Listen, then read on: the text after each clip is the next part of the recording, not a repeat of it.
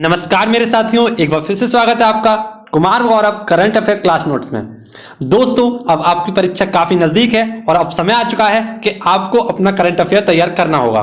तो दोस्तों, आप यदि अपना करंट अफेयर तैयार करना चाहते हैं तो आपके लिए यह क्लास काफी सफिशिएंट रहेगी, क्योंकि मैं आपको डेली करंट अफेयर के साथ साथ पुराने करंट अफेयर के रिलेट करके सभी क्वेश्चनों को बताने वाला हूं। तो दोस्तों, आपको इस वीडियो को अंत तक देखना है, काफी हेल्पफुल वीडियो है। और आज हम आपसे 10 नवंबर के करंट अफेयर पर हम चर्चा करने वाले हैं। तो दोस्तों, काफी इंपॉर्टेंट वीडियो है आपके लिए और लेटेस्ट अपडेट के साथ मैं आपको इस करंट अफेयर को कराने वाला हूं। तो बस आपको बहुत ही ध्यानपूर्वक इस क्लास को देखना है, मन लगाकर एक एक क्वेश्चन को मेरे साथ रिवाइज करना है और उसको अपनी, यदि आपने नोट डाउन नहीं किया है तो उसे नोट डाउन करना है। आइए शुरुआत करते हैं हमारे पहले क्वेश्चन की। और पहला ही हमारा क्वेश्चन काफी इंपॉर्टेंट है आपकी परीक्षा की दृष्टि से। पूछा गया है, बस श्री 2021 पुरस्कार किसे दिया गया है? तो यह बस श्री पुरस्कार 2021 किसे दिया गया है? पुनीत राजकुमार को यह पुरस्कार दिया गया है। ठीक है दोस्तों, और यह कन्नड़ अभिनेता है जिन्हें यह पुरस्कार दिया गया था। ठीक है दोस्तों, हाल ही में इनका निधन हो गया था और इनको इसी पुरस्कार से सम्मानित किया गया है मरणोत्तर उपरांत। ठीक है दोस्तों, अब बात करें कि 2021 का यह तो इन्हें दिया गया था, परंतु 2020 का जो यह पुरस्कार था वह किसे दिया गया था? तो कस्तूरी रंगन को। किसे? कस्तूरी रंगन को, जिन्होंने, आपको पता है कि जिनकी सिफारिश पर क्या हुआ है, नई शिक्षा नीति को लागू किया गया है, यानी न्यू एजुकेशन पॉलिसी इन्हीं की सिफारिश पर लागू की गई है। ठीक है दोस्तों, आपको याद रखना है एक इंपॉर्टेंट अवार्ड जो आपको याद रखना है, करंट अफेयर से जुड़ा हुआ है, लोकमान्य तिलक पुरस्कार। तो हाल ही में सीरम इंस्टीट्यूट के मालिक साइरस पूनेवाला को क्या दिया गया था? तो राष्ट्रीय लोकमान्य तिलक पुरस्कार से सम्मानित किया गया था। तो इतने सारे फैक्टों के साथ आपको इस क्वेश्चन को याद रखना था। अब जो नेक्स्ट क्वेश्चन मैं आपके लिए लेकर आया हूं वह काफी इंपॉर्टेंट है आपकी सभी परीक्षाओं की दृष्टि से, और इसके दो इंपॉर्टेंट फैक्ट यह आपकी परीक्षा में बन सकते हैं, तो इन्हें आप देखिए और समझने की कोशिश कीजिए। क्वेश्चन में आपसे पूछा गया है कि आदि शंकराचार्य की समाधि एवं प्रतिमा का अनावरण। तो हाल ही में आपको पता है प्रधानमंत्री नरेंद्र मोदी जी के द्वारा आदि शंकराचार्य जी की समाधि एवं प्रतिमा का अनावरण किया गया है। तो जैसा कि आपको पता है कि 2013 में उत्तराखंड में बाढ़ आई थी और उसी बाढ़ में क्या हुआ था, तो हमारे जो आदि शंकराचार्य गुरु जी थे, इनकी क्या हो गई, इनकी प्रतिमा जो थी वो खंडित हो गई, और इसी के अनावरण के लिए, इसी के रेनोवेशन कार्य के लिए इस प्रतिमा का हाल ही में क्या किया गया है? अनावरण किया गया है। किसके द्वारा? तो नरेंद्र मोदी जी के द्वारा, जो कि हमारे प्रेजेंट टाइम में इंडिया के प्राइम मिनिस्टर हैं, इनके द्वारा इसका अनावरण किया गया है। इसको द्वारा से इसकी स्थापना करवाई गई है। ठीक है दोस्तों, आपको याद रखना है। तो यह कहां पर? तो इतना और याद रखना है, उत्तराखंड रुद्रप्रयाग में यह अनावरण किया गया है। ठीक है दोस्तों, आपको याद रखना है। अब कुछ इंपॉर्टेंट फैक्ट जो इस क्वेश्चन से आपको याद रखने हैं, इनमें आपको क्या याद रखना है? विश्व का सबसे ऊंचा पुल। तो हाल ही में आपको पता है कि विश्व का सबसे ऊंचा पुल चिनाब नदी पर बनाया गया है, जिसकी लंबाई लगभग 1315 मीटर और उसकी ऊंचाई कितनी है? लगभग 529 मीटर। ठीक है दोस्तों, इसीलिए यह विश्व का सबसे ऊंचा पुल है जो चिनाब नदी के ऊपर बनाया जा रहा है। ठीक है दोस्तों, नेक्स्ट आपको देखना है विश्व का सबसे बड़ा ट्यूलिप गार्डन। यह श्रीनगर जम्मू कश्मीर में स्थित है। ठीक है दोस्तों, जिसे हाल ही में पर्यटकों के लिए खोल दिया गया था। अब जो नेक्स्ट क्वेश्चन मैं आपके लिए लेकर आया हूं, क्वेश्चन नंबर 3, यह तो आपकी परीक्षा की दृष्टि से काफी इंपॉर्टेंट है और सीधा सीधा आपकी परीक्षा में बन भी सकता है। ठीक है दोस्तों, तो इस क्वेश्चन को देखिए, प्रतिवर्ष रेडियोग्राफी दिवस कब मनाया जाता है? तो यह छोटा सा आंसर है इसका 8 नवंबर को, लेकिन इससे जानकारी जो मिलेंगी आपको वो काफी इंपॉर्टेंट होंगी। जैसे कि आपको पता है कि रेडियोग्राफी, इसका यूज किस किस में किया जाता है यह जानना जरूरी है। तो आपने देखा होगा एक्सरे, एमआरआई और सीटी स्कैन में इसका प्रयोग किया जाता है। ठीक है दोस्तों, और रेडियोग्राफी होता क्या है? तो आंतरिक अंगों के अध्ययन के लिए रेडियोग्राफी का यूज किया जाता है, और रेडियोग्राफी जो कोई इसका अध्ययन करता है उस अध्ययनकर्ता को रेडियोग्राफिस्ट कहा जाता है। ठीक हो, रेडियोलॉजिस्ट कहा जाता है, यह आपको याद रखना है। ठीक है दोस्तों, अब एक इंपॉर्टेंट फैक्ट आपको इस क्वेश्चन से याद रखना है कि विश्व रेडियो दिवस कब मनाया जाता है? तो विश्व रेडियो दिवस आपको बता दें 13 फरवरी को मनाया जाता है, और रेडियो की खोज किसने की थी? तो मार्कोनी ने। ठीक है, इन्हीं के द्वारा इसका आविष्कार किया गया था। तो इतने सारे फैक्टों के साथ आपको क्वेश्चन नंबर 3 याद रखना है, जो सीधे सीधे आपकी परीक्षा में बनेगा, तो आप उसे पूरा बहुत ही शानदार तरीके से उसे सॉल्व कर सकते हैं। ठीक है दोस्तों, अब जो नेक्स्ट क्वेश्चन है हमारा, क्वेश्चन नंबर 4, इसमें मैं आपको महत्वपूर्ण जानकारियों के साथ एक पुराने करंट अफेयर का जो प्रश्न है वह भी बताने वाला हूं, समझाने वाला हूं। क्वेश्चन है हमारा, हमसे पूछा गया है कि 5 पाउंड के सिक्के का अनावरण तो हाल ही में आपको बता दें कि यूनाइटेड किंगडम, ठीक है, यानी यूके के द्वारा महात्मा गांधी के जीवन और विरासत की देखभाल के लिए, ठीक है दोस्तों, क्या किया गया है, तो हाल ही में एक 5 पाउंड के सिक्के का अनावरण किया गया है, ठीक है दोस्तों, और यह गांधी जी के लिए इसका अनावरण किया गया है ब्रिटेन, इंग्लैंड या यूं कहे यूनाइटेड किंगडम में, ठीक है दोस्तों, आपको याद रखना है। अब इस सिक्के की खास बात क्या है वह भी आपको जानना जरूरी है।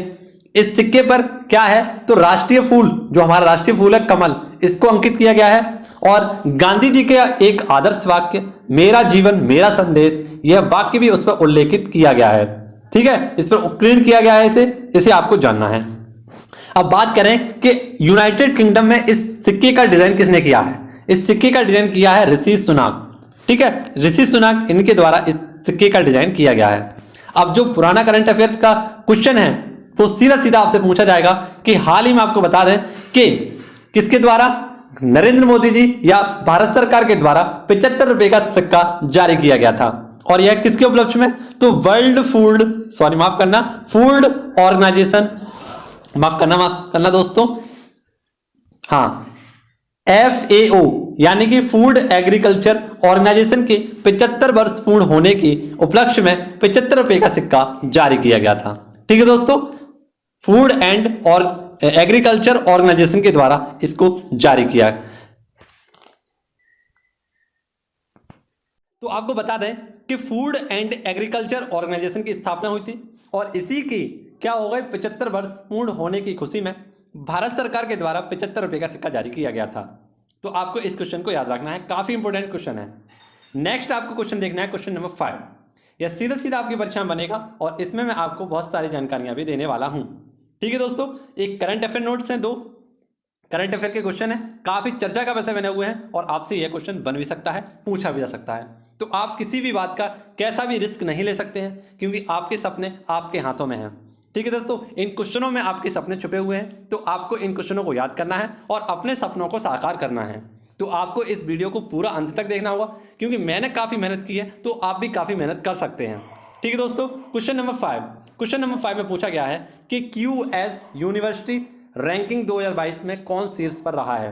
तो हाल ही में आपको बता दें कि QS एशिया यूनिवर्सिटी रैंकिंग 2022 जारी की गई है और इसमें टॉप पर रही है कौन सी यूनिवर्सिटी, तो national university Singapore, national university Singapore इस पर टॉप पर रही है। और भारत, तो आपको 2 इंपॉर्टेंट फैक्ट याद रखने हैं, वैसे याद नहीं रखने हैं लेकिन फिर भी मैं आपको बता दे रहा हूं, टॉप 10 में भारत की कोई भी यूनिवर्सिटी नहीं रही है, जबकि आपको बता दें कि टॉप 100 में भारत की 7 यूनिवर्सिटी रही हैं, जिनमें पहला स्थान ग्रहण किया है किसने, IIT बॉम्बे ने, यानी कि विश्व में यह 42वें स्थान पर है लेकिन भारत की तरफ से देखा जाए तो यह पहले स्थान पर है, ठीक है दोस्तों, आपको याद रखना है IIT बॉम्बे। अब 2 इंपॉर्टेंट फैक्ट जो मैं आपके लिए लेकर आया हूं, इन्हें आपको सीधा सीधा परीक्षा में पूछा जाएगा और यह क्वेश्चन आपकी परीक्षा में बनने के पूरे चांस हैं, तो समझने की कोशिश कीजिए इन क्वेश्चनों को। यू ब्रीथ एयर प्योरीफायर, तो इसे किसके द्वारा बनाया गया है, हाल ही में IIT रोपड़ के द्वारा इसे बनाया गया था। यह एक प्रकार का पौधा था जिसको कमरे में जो वायु थी उसको शुद्धिकरण के लिए इस यू ब्रीथ एयर प्योरीफायर को बनाया गया था। अब नेक्स्ट आपको देखना है व्हील चेयर वाहन, तो इसका नाम रखा गया था नियोवोल्ट और इसका निर्माण किसके द्वारा किया गया था, तो IIT मद्रास के द्वारा इसका निर्माण किया गया था, ठीक है, आप याद रखेंगे। अब जो क्वेश्चन नंबर 6 है, यह आपकी परीक्षा की दृष्टि से और भी ज़्यादा इंपॉर्टेंट है क्योंकि मैं आपको इसमें कुछ ऐसे प्रश्न बताऊंगा जो सीधे सीधे UP SSC पैट एग्जाम में पूछे गए थे और ऐसे ही क्वेश्चन आगामी परीक्षा में भी बनने वाले हैं, तो इसे आपको और भी ज़्यादा ध्यान से, इसके लल्लन टॉप को आपको बहुत ध्यान से देखना होगा और समझने की कोशिश करनी होगी। क्वेश्चन में हमसे पूछा गया है कि तेंजिंग नॉर्वे राष्ट्रीय साहसिक पुरस्कार 2020 से किसे सम्मानित किया गया है। तो सबसे पहले हम समझेंगे तेंजिंग नॉर्गे। तो दोस्तों हम बता दें कि 1953 में किसके द्वारा, एडमंड हिलेरी और तेंजिंग नॉर्वे के साथ माउंट एवरेस्ट पर चढ़ाई की गई थी और 1994 में क्या हुआ, इनकी एक पुरस्कार की स्थापना की गई थी। कब, 1994 में इस पुरस्कार की स्थापना की गई थी और इस बार यह 2020 का जो पुरस्कार है कुल 7 लोगों को दिया गया है। अब मैं ये क्वेश्चन आपको क्यों बता रहा हूँ, क्योंकि यह हमारे लिए इसलिए इंपॉर्टेंट है क्योंकि इन 7 लोगों में 2 भारतीय भी स्थित हैं, सम्मिलित हैं, ठीक है। यह क्वेश्चन में आपको इन दोनों का नाम याद रखना है।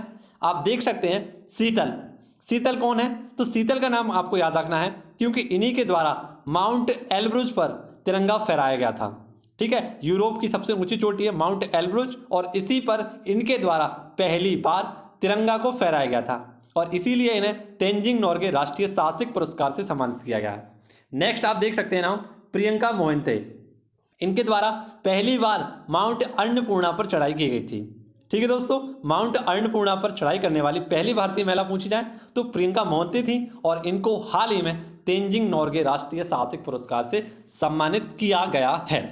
ठीक है दोस्तों, काफ़ी इंपॉर्टेंट फैक्ट हैं जो सीधे सीधे आपकी परीक्षा में बन सकते हैं। आपको इसके लिए मेहनत करनी होगी, थोड़ा सा आपको समझना होगा कि सारे क्वेश्चन काफ़ी इंपॉर्टेंट हैं। अब नेक्स्ट आप क्वेश्चन देखेंगे ऋत्विका श्री। ऋत्विका श्री कौन है? तो यह माउंट किलिमंजारो पर चढ़ने वाली सबसे कम उम्र की युवा हैं। ठीक है दोस्तों, नेक्स्ट आपको बताना है माउंट एवरेस्ट। तो इस पर सर्वप्रथम आपको पता है एडमंड हिलेरी और तेंजिंग नॉर्वे के द्वारा चढ़ाई की गई थी 1953 में। नेक्स्ट क्वेश्चन जो फैक्ट मैं आपके लिए लेकर आया हूं, यह फैक्ट लगभग 6 महीने पुराना है और सीधा सीधा आपकी परीक्षा में बनने वाला है कि माउंट केटू पर चढ़ने वाले पहले पाकिस्तानी युवा कौन है। ठीक है, इनका नाम है सहरोज कासिफ। आशा करता हूं शायद आपको ये क्वेश्चन ना दिख रहा हो, लेकिन फिर भी आप मेरी आवाज़ को सुनकर इस क्वेश्चन को अवश्य लिखें। ठीक है दोस्तों, और यह क्वेश्चन तो आपको पता ही होगा कि माउंट एवरेस्ट पर चढ़ने वाली पहली महिला कौन थी, तो वह थी बछेंद्री पाल। आशा करता हूँ आपको यह क्वेश्चन नहीं दिख रहा होगा, मुझे पूरा विश्वास है तो आप मेरी आवाज़ को सुनकर इस क्वेश्चन को लिख रहे होंगे। अब नेक्स्ट क्वेश्चन मैं आपके लिए लेकर आया हूँ क्वेश्चन नंबर 7 और क्वेश्चन नंबर 7 यह आपके लिए काफ़ी इंपॉर्टेंट होने वाला है। इसे आप देखिए और इससे संबंधित कुछ फैक्टों को समझने की कोशिश कीजिए। क्वेश्चन नंबर 7 है, इस पर नंबर गलत हो गया है दोस्तों, लेकिन क्वेश्चन नंबर 7 ही है हमारा। आप देख सकते हैं टॉय ट्रेन के लोगों को अपनी बौद्धिक संपदा के रूप में किसने पंजीकृत किया है। ठीक है, यह क्वेश्चन है। तो हाल ही में हम आपको बता दें कि दार्जिलिंग की टॉय ट्रेन है, इसको भारत सरकार के द्वारा बौद्धिक संपदा के रूप में पंजीकृत कर लिया गया है। ठीक है, दार्जिलिंग यह पश्चिम बंगाल में स्थित है और इसी को सर्वप्रथम दार्जिलिंग की चाय को जीआई टैग दिया गया था। सबसे पहला जीआई टैग अगर बात करें तो दार्जिलिंग की चाय को ही दिया गया था। ठीक है, और एक फैक्ट और आपको दार्जिलिंग से याद रखना है कि 1999 में दार्जिलिंग हिमालयन रेलवे को वर्ल्ड हेरिटेज साइट में रखा गया था, मौजूद किया गया था। और एक इंपॉर्टेंट फैक्ट आपको याद रखना है कि बौद्धिक संपदा सूचकांक 2021 में भारत की रैंक 40 है और टॉप पर इसमें कौन है? अमेरिका। ठीक है दोस्तों, मुझे थोड़ा कम दिखाई देता है, इसके कारण मैं आपको कुछ गलती कर देता हूं, लेकिन फिर भी मैं उन्हें सुधारने की कोशिश करता हूं। ठीक है, तो आशा करता हूं आपको मेरे पढ़ाए गए सारे क्वेश्चन काफ़ी पसंद आते होंगे, अच्छे लगते होंगे। ठीक है दोस्तों, अब हम पढ़ेंगे नेक्स्ट क्वेश्चन की ओर और नेक्स्ट क्वेश्चन भी आपकी परीक्षा की दृष्टि से काफ़ी इंपॉर्टेंट है, हेल्पफुल है। इसमें मैं आपको सभी करंट मास्टर जो हाल ही में करंट अफेयर से संबंधित थे और जो हाल ही का करंट अफेयर क्वेश्चन है उसको भी मैं बताने वाला हूँ। तो क्वेश्चन पूछा गया है हमसे कि हाल ही में कौन 71वें ग्रैंड मास्टर बने हैं। तो इसका सीधा सीधा आंसर हो जाएगा 71वें ग्रैंड मास्टर बने हैं संकल्प गुप्ता और यह महाराष्ट्र से संबंधित हैं। यह ग्रैंड मास्टर किस में बनते हैं? तो आपको बता दें शतरंज के खेल में ग्रैंड मास्टर बनते हैं। ठीक है दोस्तों,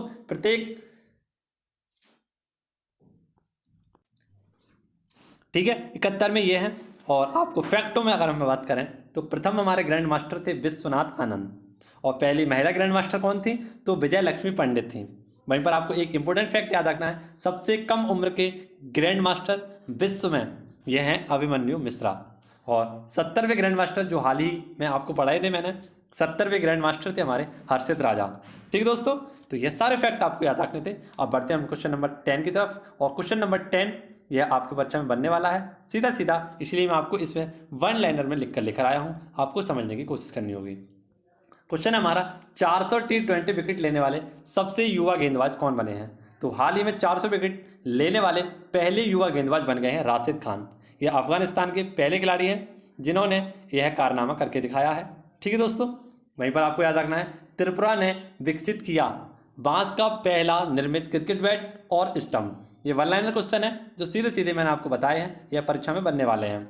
ठीक है, याहू यंक ने चीन में अपनी सेवाओं को बंद किया। तो ये सारे फैक्ट थे, सारे वन लाइनर क्वेश्चन हैं, कुछ आपको मैंने डिटेल में बताए थे। तो ये सीधे सीधे आपके परीक्षा में बनने वाले क्वेश्चन है जो मैं आपके लिए लेकर आया हूँ। ठीक है दोस्तों, तो आशा करता हूँ आपको सारे क्वेश्चन काफ़ी पसंद आए होंगे, अच्छे लगे होंगे। यदि आपको अच्छे लगे हों तो वीडियो को एक बार लाइक करना और दोस्तों के साथ शेयर करना मत भूलना। दोस्तों आपका काफ़ी प्यार मिल रहा है इस वीडियो को और इसी के चलते मैं आपको daily current affair notes provide कराता हूं। कोई भी अपने नोट्स आपको इस प्रकार से यूट्यूब पर कहीं पर भी नहीं प्रोवाइड कराएगा। दोस्तों आपकी सफलता मेरी सफलता होगी। इसी के साथ जय हिंद, जय भारत। मिलेंगे आपसे नेक्स्ट वीडियो में। तब तक के लिए इस वीडियो को खूब शेयर करें, अपने दोस्तों के साथ भेज दें। ठीक है, मिलेंगे आपसे नेक्स्ट वीडियो में। धन्यवाद। घर पर रहें, व्यस्त रहें, सुरक्षित रहें।